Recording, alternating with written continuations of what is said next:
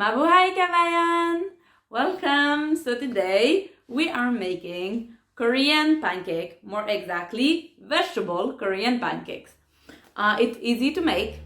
It just takes time to cut all the vegetable very thin, but after that, super easy. I would say mainly put carrots and potato as a base if you can, and then mix it up with whatever you have. I hope you enjoy. I hope you try it at home, and that's it.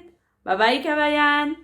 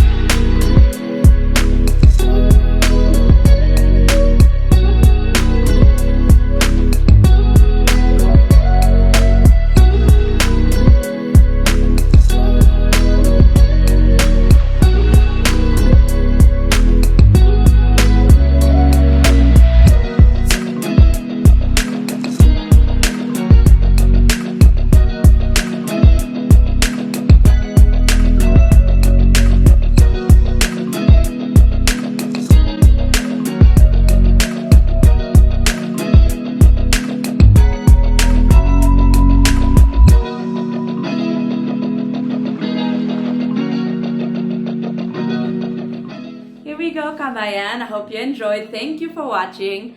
Don't hesitate to comment below to anything recommendation, if you tried it, if you liked it, if anything else you want, don't hesitate, and like and subscribe. See you next time kabayan.